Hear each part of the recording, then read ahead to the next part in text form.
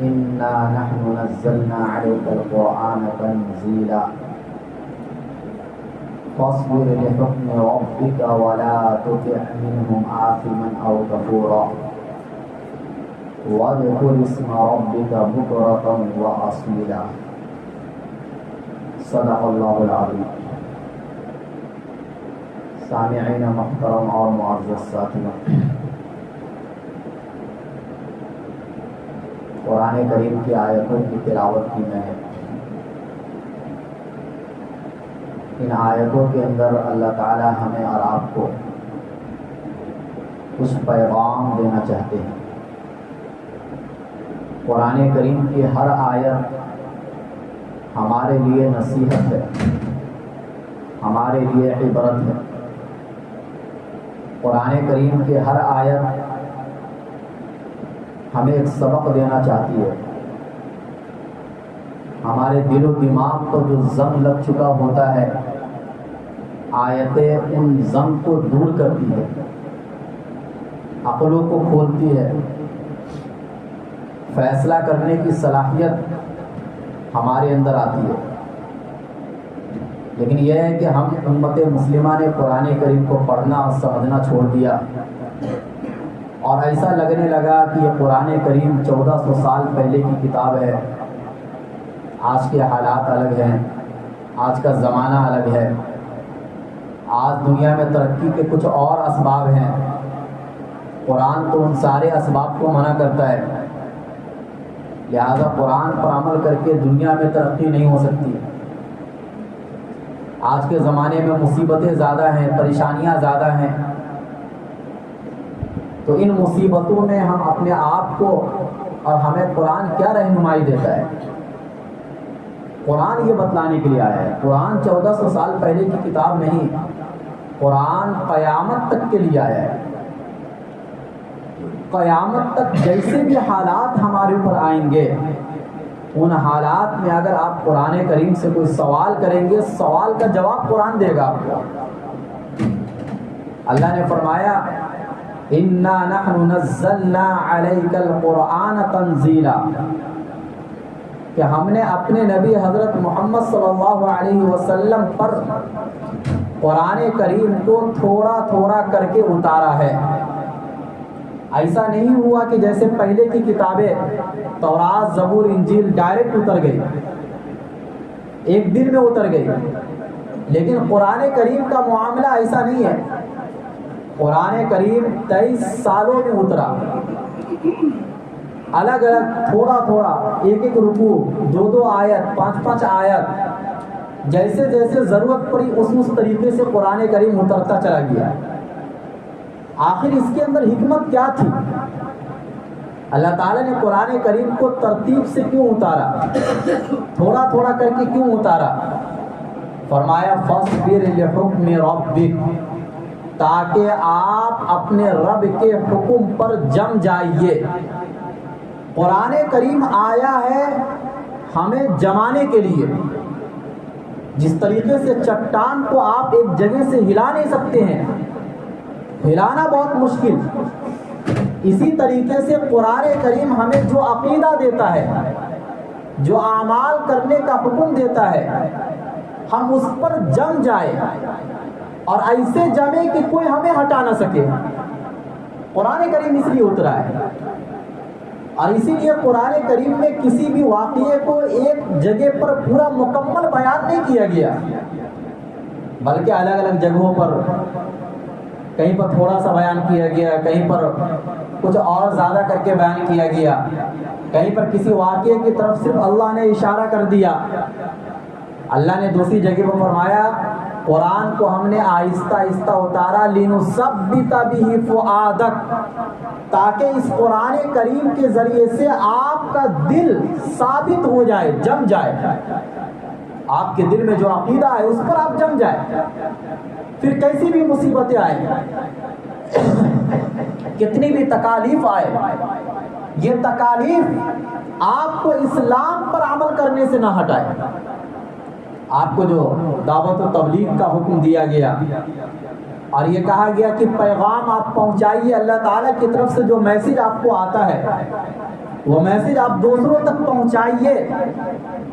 یہ پہنچانے میں آپ کو پیچھے نہیں ہٹنا ہے۔ قرآن اس لیے تھوڑا تھوڑا کر کے اتارا گیا۔ ہم کوئی حکم پر عمل کرتے ہیں، بہت سی مرتبہ ایسا لگتا ہے کہ اس وقت میں یہ عمل کرنا مناسب نہیں ہے، بہت سی مرتبہ ایسا لگتا ہے کہ اللہ کے احکام پر عمل کریں گے تو دنیا چھوٹ جائے گی، لیکن آپ قرآن کا جب مطالعہ کریں گے، قرآن کو سمجھیں گے تو یہ قرآن آپ کو اللہ کے احکام پر جمائے گا، دنیا کی محبت کو آپ کے دلوں سے نکالے گا۔ یہ قرآن آخرت کی محبت کو، اللہ کی محبت کو آپ کے دلوں میں ڈالے گا۔ یہ قرآن آپ کو بتائے گا کہ دنیا اصل نہیں ہے اور دنیا کی کامیابی اصل نہیں ہے، اصل کامیابی تو آخرت کی کامیابی ہے۔ یہ قرآن آپ کو بتائے گا کہ دنیا پرست لوگ آپ کو دنیا کی طرف کھینچتے ہیں، لیکن اللہ آپ کو آخرت کی طرف، جنت کی طرف بلا رہا ہے، اور جنت میں جو نعمتیں ہیں ان نعمتوں کے مقابلے میں دنیا کی نعمتیں کچھ بھی نہیں ہیں۔ قرآن پڑھیں گے تو ہمیں یہ سمجھ میں آئے گا۔ قرآن جب ہم پڑھیں گے تو ہمارا توکل اور ہمارا بھروسہ اللہ پر مضبوط ہوگا، اللہ کی حکمتیں ہمیں سمجھ میں آئیں گی، اللہ دنیا کو کس طریقے سے چلا رہے ہیں اور اللہ کی سنت کیا ہے وہ ہمیں سمجھ میں آئے گا۔ پھر ہمیں یہ سمجھ میں آئے گا کہ دنیا میں مصیبتیں کیوں آتی ہیں۔ بہت سی مرتبہ ایسا لگتا ہے کہ وہ مصیبت ہے، لیکن حقیقت میں وہ ہمارے لیے نعمت ہوتی ہے۔ لیکن یہ ساری باتیں کب سمجھ میں آئے گی؟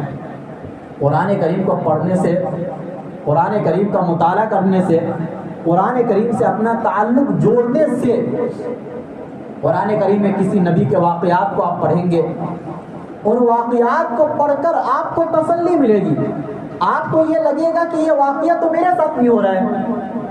اب پیغمبر نے جس طریقے سے بھروسہ کر کے دکھلایا اللہ کی ذات پر، اور جب بھروسہ کرنے کے بعد اللہ نے اپنے وعدے کو ان کے ساتھ پورا کیا، اور دنیا میں بھی ان کو کامیابی ملی، آخرت میں بھی یقینی طور سے کامیابی ملے گی۔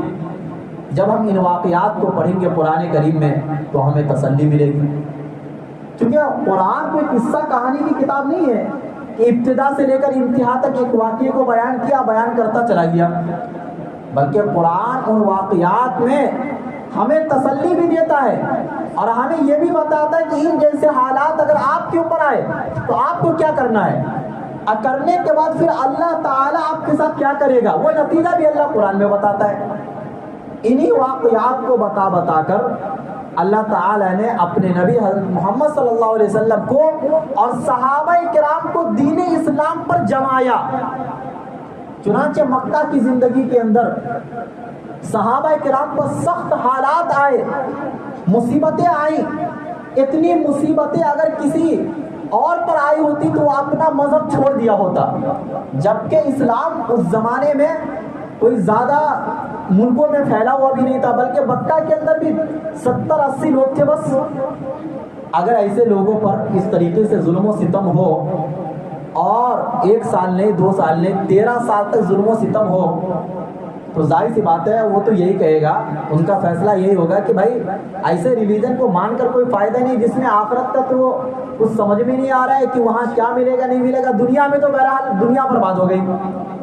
لیکن اللہ نے قرآن کریم کو اتار کر صحابہ کو قرآن کریم کے ذریعے سے جمایا، ان کے دلوں کو ثابت قدم بنایا، ان کے دلوں کو تسلی دی اللہ تعالیٰ نے قرآن کریم سے جوڑ کر۔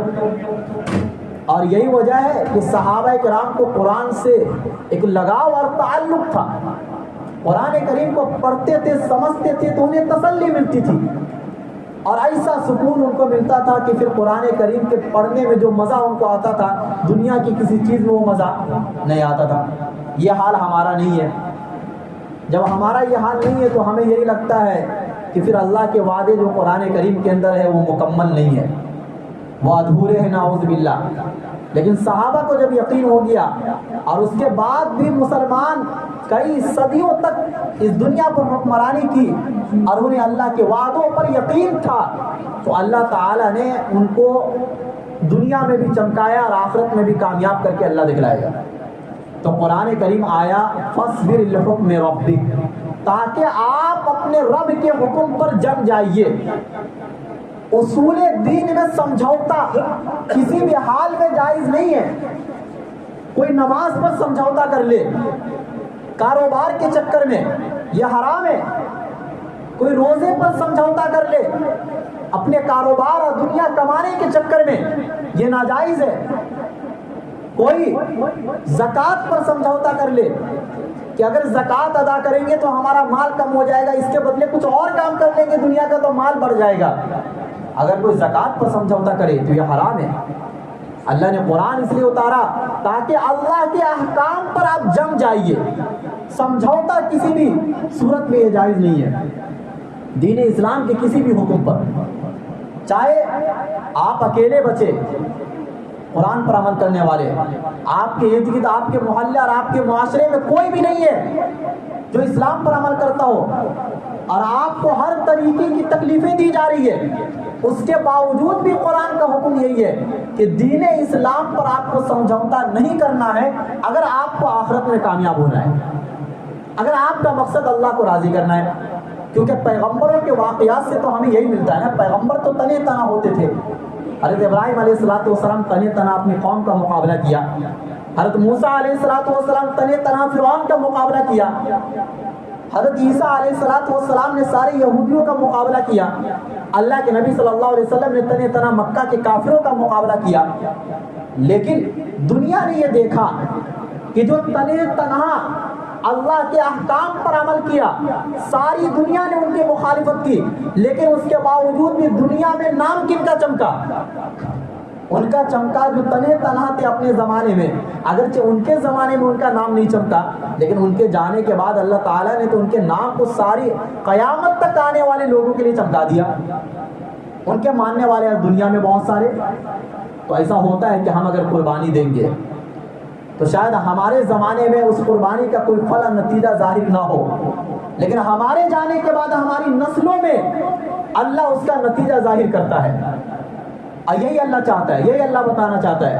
فَاصْبِرْ لِحُكْمِ رَبِّكَ وَلَا تُطِعْ مِنْهُمْ آثِمًا أَوْ كَفُورًا، کہ اپنے رب کے حکم پر جم جائیے اور کسی گنہگار اور کسی کافر کی اطاعت نہ کیجیے۔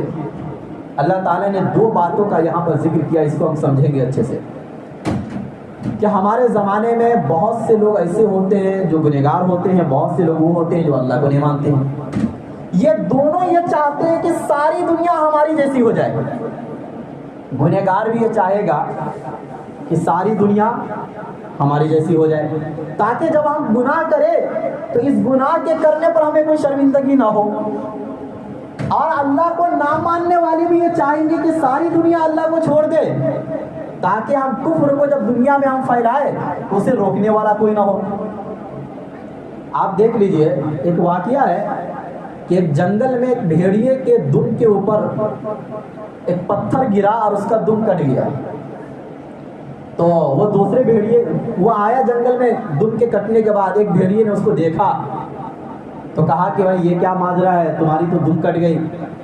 تو بھیڑیے نے یہ کہا کہ دم کے کٹنے کے بعد مجھے مزہ زیادہ آ رہا ہے اور ایسا لگ رہا ہے کہ میں ہوا میں اڑ رہا ہوں۔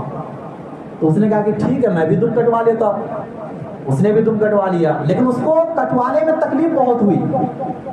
تو اس نے پہلے والے بھیڑیے سے کہا کہ تو نے یہ کیوں نہیں بتایا کہ دم کے کٹوانے میں تکلیف بہت ہوتی ہے؟ تو اس بھیڑیے نے جواب دیا کہ اگر میں یہ تیرے کو بتا دیا ہوتا کہ دم کے کٹوانے میں تکلیف بہت ہوتی ہے تو کٹواتا ہی نہیں۔ لہٰذا اس کا دیکھا دیکھی سارے بھیڑیے نے دم کو کٹوا لیا جنگل میں۔ اب تکلیف سب کو ہو رہی ہے، لیکن کوئی یہ نہیں بتا رہا ہے کہ دم کے کٹوانے میں تکلیف مجھے ہو رہی تھی، یہ کسی نے نہیں بتایا۔ ایک نے دیکھا، ایک کا دوسرے نے کٹایا، تیسرے نے کٹایا، سارے بھیڑیے نے۔ اب سارے لوگ بے دم، سارے بھیڑیے بے دم کے۔ اب وہ پہلا والا جو دم اس کی کٹ گئی تھی اچانک میں پتھر کے گرنے سے، اب اسے شرم محسوس نہیں ہوگی، کیونکہ بھیڑیے جتنے بھی جنگل میں ہیں سب کے دم کٹ گئے۔ مطلب کیا ہوا اس واقعے، یہ واقعہ حقیقت ہے کہ برائی کو اتنا پھیلاؤ کہ نیکی بے وقوفی سمجھی جانے لگے، نیکی کرنے والے کو دنیا بے وقوف سمجھے۔ آج یورپ اور امریکہ نے یہی کام کیا ہے۔ اللہ نے جو کہا نا کہ کسی گنہگار اور کسی کافر کی اطاعت مت کرو، اللہ نے ایسے نہیں کہا۔ مغربی تہذیب اور مغربی کلچر نے کیا کیا، ان کے ملکوں میں بھی 200-300 سال پہلے کے حالات اگر آپ پڑھیں گے کتابوں کے اندر تو پردے کا رواج ان کے ملکوں میں بھی تھا۔ ظاہر سی بات ہے یہ عیسائی دین کو فالو کرنے والے تھے، اور حضرت عیسیٰ علیہ السلام کی شریعت میں بائبل میں کہیں بھی نہیں لکھا ہے کہ آپ بے پردہ گھومو۔ ہاں یہ الگ بات ہے کہ ان کے شریعت میں چہرے کا پردہ نہیں تھا، لیکن مکمل جسم کو ڈھانپنے کا پردہ تو ضرور تھا، اور اس پر مکمل وہ لوگ عمل کرتے تھے۔ لیکن ایک آدمی بے حیا بنا اور انہوں نے اپنے معاشرے والوں کو بے حیا بنایا۔ پہلے تو عورتوں سے یہ کہا کہ تمہیں بھی آزادی ملنی چاہیے، تو آزادی کا مطلب کیا ہے؟ تو انہوں نے کہا کہ لباس سے آزادی۔ یہ کیا بات ہوئی کہ تم گھر سے مرد اگر گھر سے باہر نکلے تو اپنا اس کا چہرہ بھی کھلا رہے گا، اس کا پیر بھی کھلا رہے گا، اس کا ہاتھ بھی کھلا رہے گا۔ عورت اگر باہر نکلے گی تو ساری قید و بند ان کے لیے۔ عورتوں کو یہ بات سمجھ میں آئی کہ ہاں یہ تو بات بالکل صحیح کہہ رہا ہے یہ آدمی، لہٰذا انہوں نے، لیکن شروعات میں جب عورتیں اس طریقے سے نکلنا شروع ہوئی، چہرے کا پردہ انہوں نے ختم کر دیا، ہاتھوں کا پردہ ختم کر دیا، لوگوں نے مخالفت کی شروع میں، اور جو عیسائی مذہب کو فالو کرنے والے تھے ان لوگوں نے اس کو غلط کہا کہ اس طریقے سے عورتوں کا نکلنا باہر یا کمانے کے لیے باہر نکلنا یہ بالکل بھی جائز نہیں ہے۔ لیکن اس گناہ کو انہوں نے پھیلایا، ان کو معلوم تھا کہ 1-2 آدمی یہ کام کریں گے تو ظاہر سی بات ہے 1-2 آدمی کو روکنا آسان ہے، ہم پورے محلے میں، پورے معاشرے بلکہ پورے ملک میں ایسا ماحول بنائیں گے۔ آہستہ آہستہ انہوں نے قانون بنا دیا کہ بھائی برقعے پر پابندی، کیا لگا دی؟ ڈائریکٹ برقعے پر پابندی۔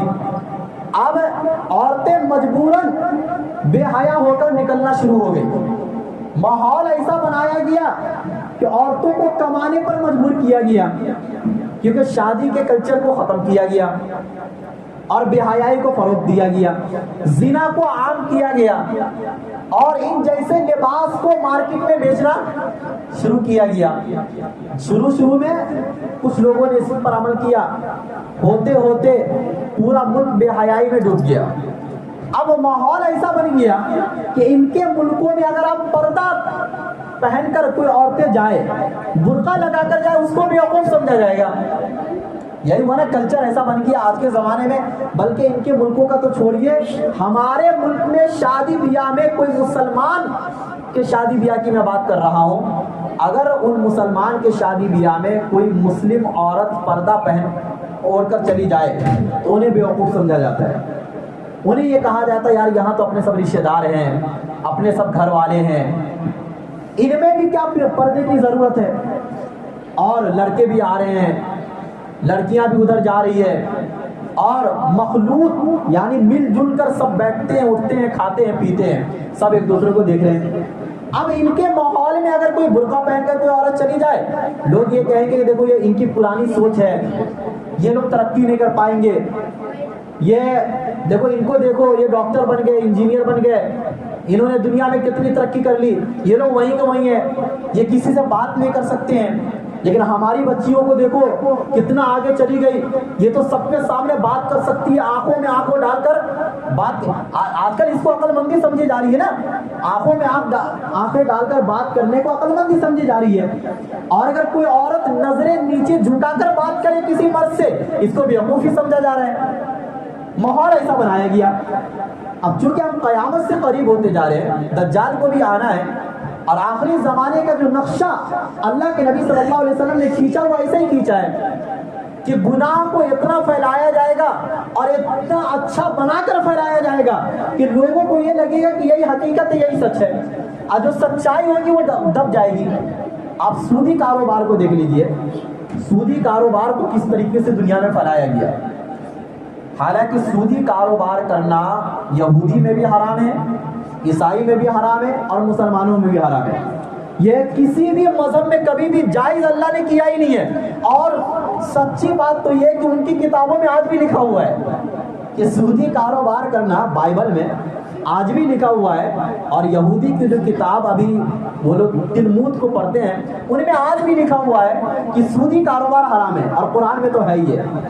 لیکن اس کو اتنا عام کیا گیا اور لوگوں کو مجبور کیا گیا، دنیا کی ساری چیزوں کو مہنگی بنا دیے۔ اب لوگ مجبوراً قرض لینے پر مجبور ہو گئے، سودی قرض، سودی لین دین۔ کاروبار کرنا ہے تو سودی قرض ہم نے لے لیا، گھر لینا ہے تو سودی قرض ہم نے لے لیا، گاڑیاں خریدنی ہے تو سودی قرض ہم نے لے لیا، آسان بنا دیا گیا سود کو۔ اب اگر کوئی اس طریقے سے عمل نہ کرے، مان لیجئے کسی کے پاس گھر نہیں ہے رہنے سہنے کے لیے، بہت تکلیف کی زندگی گزار رہا ہے، ممبئی جیسے شہر میں تو یہ سمجھنا بالکل آسان ہے۔ اب لوگوں نے 10 لوگوں نے اس کو مشورہ دیا کہ بھائی تو بینک سے قرض لے اور اس کے بعد جو ہے اپنا ایک گھر لے لے، آہستہ آہستہ تو ادا کرتے رہنا۔ لیکن اگر سامنے سے اس نے یہ کہا کہ اسلام میں اس چیز کی اجازت نہیں ہے، فوراً 10 بندہ اس سے کہے گا بھائی تو دنیا میں ترقی نہیں کر سکتا ہے، تو رہ جھوپڑے میں۔ پھر کیا تانا دیں گے؟ تو رہ جھوپڑے میں، تو آگے نہیں بڑھ سکتا ہے۔ یعنی سودی کاروبار کو اتنا عام کیا گیا کہ اب نہ کرنے والے کو بیوقوف سمجھا جا رہا ہے، نہ کرنے والے کو بیوقوف سمجھا جا رہا ہے۔ شادی کے کلچر کو ختم کر دیا گیا آہستہ آہستہ۔ اب یہ ہمارے ملک کا بھی ماحول آہستہ آہستہ بنتا جا رہا ہے۔ اب تو کورٹ کے اندر بھی ایسے قانون بنائے جا رہے ہیں کہ شادی کا رواج کچھ سالوں کے بعد، 5 سال یا 10 سال کے بعد آپ دیکھیں گے کہ عورتوں کے اندر سے یہ چیزیں بالکل ختم ہو جائیں گی۔ اب ان کو وہی آزادی والی زندگی، شوہر کی قید و بند والی زندگی ان کو اچھی نہیں لگتی ہے، ساس سسر کے ساتھ رہنا ان کو اچھا نہیں لگتا ہے، اکیلے کی زندگی۔ اور یہی کلچر اب مسلمان کے ان گھروں میں جو اپنے آپ کو دیندار کہتے ہیں، ان کی لڑکیاں ایسی باتیں کرتی ہے کہ ہمیں ساس سسر کی ذمہ داری نہیں چاہیے، شوہر کی قید و بند والی زندگی نہیں چاہیے، ہم اگر کمانے کے لیے نکلے تو ہمیں کوئی روکنے والا نہ ہو۔ ظاہر سی بات ہے جب اس کلچر کو عام کیا جائے گا تو مرد شادی کیوں کرے گا؟ پھر کیا وہ پاگل ہے کہ وہ شادی کرے گا، اس کے نخروں کو برداشت کرے گا، اس کے خرچوں کو برداشت کرے گا، اور عورت پھر بھی آزاد گھوم رہی ہے؟ بھائی مرد تو برداشت اس لیے کرتا ہے کہ عورت اس کی بات مانتی ہے، جس دن وہ بات ماننا چھوڑ دے گی اس دن برداشت کیوں کرے گا؟ یورپ امریکہ نے یہی کام تو کیا کہ انہوں نے عورتوں کو اتنا آزاد کیا کہ مردوں کی ایک بھی بات ماننا انہوں نے چھوڑ دیا۔ مردوں نے کیا کیا؟ مردوں نے یہ کیا کہ بھائی ہم شادی نہیں کریں گے، شادی کو انہوں نے ختم کر دیا۔ رہا مسئلہ اپنی خواہش کو پوری کرنا، ان کے ملکوں میں سب سے آسان کام۔ اب عورتوں کی جب تک خوبصورتی رہتی ہے تب تک تو ان سے خواہش پوری کی جاتی ہے، اور اس کے بعد ان کو ایسا ڈھکیلا جاتا ہے، ایسا پھینکا جاتا ہے کہ جیسے آپ کچروں کو بھی نہیں پھینکتے ہیں۔ آپ وہاں کے کلچر کو جا کے دیکھیے، عورتوں کو کتنا ظلم و ستم، وہ تو ہمارے ملک اور مسلمانوں کو دکھایا جاتا ہے پروپیگنڈے کے طور پر، ورنہ یورپ امریکہ میں جتنا عورتوں پر ظلم ہوتا ہے دنیا کے کسی ملک میں اتنا ظلم نہیں ہوتا ہے۔ شراب پی کے آتے مار دیتے ہیں، ان کا کھانا اپنا، ان کا کھانا اپنا، سب اپنا اپنا کھانا کھاتے ہیں۔ اگر وہ بیمار پڑ جائے کوئی ان کو 1 روپیہ دینے والا نہیں ہوتا ہے، ان کو مہینے کے 30 دن کمانے پڑتے ہیں ان کی عورتوں کو، اگر وہ 1 دن نہ کمائے تو ان کے گھر کے خرچے نہیں چلیں گے۔ یہ کلچر بنایا، یہ کیوں ہوا؟ اللہ نے فرمایا وَلَا تُطِعْ مِنْهُمْ عَاصِمًا أَوْ كَفُورًا، کہ تم کسی گنہگار اور کسی کافر کی اطاعت مت کرنا، کیونکہ یہ لوگ تم کو اپنے جیسا بنانا چاہتے ہیں، یہ تم کو بے حیا بنانا چاہتے ہیں، کیونکہ اکیلے اگر یہی لوگ یہ کام کریں گے تو دنیا ان کو تانا دے گی، لیکن سارے لوگ مل کر اگر وہی کام کریں گے تو پھر نیکی کے کام کے کرنے والے کو دنیا تانا دے گی، پھر نیکی کرنا آپ کے لیے مشکل ہو جائے گا، پھر داڑھی رکھنا آپ کے لیے مشکل ہو جائے گا۔ اس کو بھی اتنا عام کیا گیا۔ اسی طریقے سے ٹوپی پہن کے چلنا، کرتے پیجامہ والے جو لباس ہے، جو صلحاء اور علماء کا جو لباس ہے، یہ لباس پہن کر چلنا آپ کے لیے مشکل ہو جائے گا۔ جیسا کہ اللہ کے نبی صلی اللہ علیہ وسلم نے فرمایا ایک زمانہ ایسا آئے گا کہ لوگ دین پر چلیں گے تو لوگ اس کو بیوقوف کہیں گے۔ اب ان کے پاس 2 آپشن ہیں، یا تو اپنے آپ کو بیوقوف کہلوا لے یا وہ برائی کو پسند کر لے۔ اللہ کے نبی صلی اللہ علیہ وسلم نے کہا کہ تم کو لوگ بیوقوف کہیں گے تو اپنے آپ کو بیوقوف کہلوا لینا۔ اگر کوئی بیوقوف کہہ رہا ہے تو اپنے آپ کو بیوقوف کہلوا لینا، لیکن برائی کو پسند نہ کرنا، کیونکہ بیوقوف وہ نہیں ہے جو دنیا والوں کی نظر میں بیوقوف ہے، بیوقوف تو وہ ہے جو اللہ کی نظر میں بیوقوف ہے۔ اللہ کے نبی نے کیا فرمایا کہ عقل مند ہے وہ شخص جو موت سے پہلے موت کی تیاری کرے۔ ان لوگوں نے دنیا کو تو مادہ پرست بنا دیا، یہ انہی چیزوں کو مانتے ہیں کہ جو آنکھوں سے نظر آتی ہے اور جو جس کا فائدہ فوراً نظر آتا ہے. ایک تو یہ کہ آنکھوں سے وہ چیزیں نظر آئے. اگر اللہ نظر نہیں آ رہے تو اللہ کو نہیں مانتے. اچھا ان لوگوں نے اتنا آزاد بنایا نا انسانوں کو کہ خدا سے بھی آزاد بنا دیا. ایک تو یہ ہوتا ہے کہ چلو مذہب سے آپ نے آزاد کر دیا، لیکن لوگ خدا کو مانتے ہیں کہ اس دنیا کو، اس کائنات کو چلانے والا ایک خدا ہے. لیکن اب ماحول ایسا بنا رہے ہیں یہ لوگ کہ دجال کے آنے سے پہلے دنیا کی اکثریت خدا کا انکار کر بیٹھے گی، چونکہ وہ ایسی لاجک سے بات کرتے ہیں کہ سننے والوں کو ایسا لگتا ہے خدا نام کی کوئی چیز نہیں ہے دنیا میں. نعوذ باللہ. اور آپ دیکھ لیجئے ملحدوں کی تعداد بڑھتی جا رہی ہے. جو لوگ خدا کو نہیں مانتے، خدا سے بیزار لوگ، ایسے لوگوں کی تعداد بڑھتی جا رہی ہے دنیا میں. اور یہ کیوں بڑھتی جا رہی ہے؟ کیونکہ خدا کو ماننے کے بعد خدا کی بھی ماننی پڑتی ہے. اب ان کو وہ ماننا نہیں ہے تو ڈائریکٹ ان لوگوں نے خدا کا ہی انکار کر دیا. اور یہ کلچر تو بہت پہلے آ چکا تھا، جب یہ کہا گیا کہ دنیا میں ایک دھماکہ ہوا، دنیا اپنے آپ بنی، انسان بندروں سے بنا.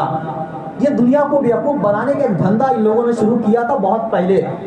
اس وقت میں تو بہت سے لوگوں نے بات نہیں مانی، لیکن اب اس کلچر کو زیادہ عام کیا جا رہا ہے. اب اسکولوں میں، کالجوں میں پڑھائے جا رہے ہیں، اس کے دلائل دیے جا رہے ہیں، حالانکہ وہ دلائل کی کوئی حقیقت نہیں ہے. جب ہم قرآن کریم کا مطالعہ کریں گے اور قرآن کریم کو ہم پڑھیں گے تو ہمیں سمجھ میں آئے گا کہ ان جیسے سوالات نبیوں کے زمانے میں بھی کیے جاتے تھے، اور ان سارے سوالات کے جوابات قرآن کریم میں موجود ہیں. لیکن مسئلہ یہ ہے کہ زمانہ اتنا خراب ہو گیا کہ قرآن میں شک و شبہ پیدا کر دیا گیا. یہ بھی اب ہو رہا ہے. سوشل میڈیا آپ دیکھیے، لوگ یہ کہتے ہوئے ملیں گے آپ کو کہ قرآن کریم اللہ کے نبی پر اترا، کس نے دیکھا؟ قرآن کریم کو کس نے لکھا؟ قرآن کریم میں ایک طرف کچھ اور باتیں ہیں، دوسری طرف کچھ اور باتیں ہیں.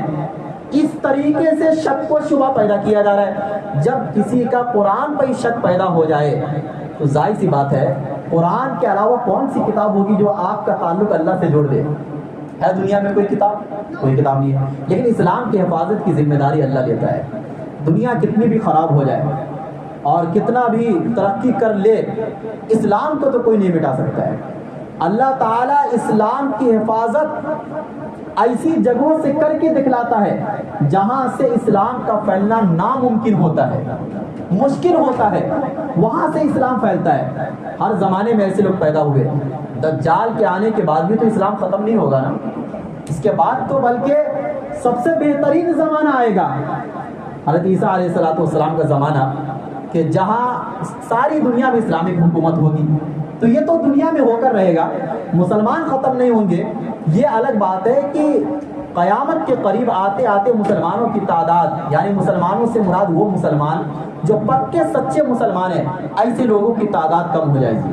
اور زیادہ تر لوگ وہ ہوں گے جو دنیا کے فتنے میں، مال کے فتنے میں مبتلا ہو جائیں گے اور اللہ اور اس کے رسول کو چھوڑ دیں گے اور اسلام کو چھوڑ دیں گے.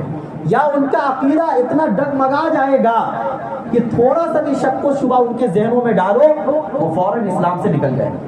اللہ تعالی ہم سب کو اسلام پر جمنے کی توفیق نصیب فرمائے اور قرآن کریم سے اپنا تعلق جوڑنے کی توفیق نصیب فرمائے. جب تک آپ کا تعلق قرآن کریم سے جڑا رہے گا، آپ کے ایمان کو کوئی کھینچ نہیں سکتا ہے اور آپ کے ایمان کو کوئی ختم نہیں کر سکتا ہے. اللہ تعالیٰ کہنے سننے سے زیادہ عمل کرنے کی توفیق نصیب فرمائے.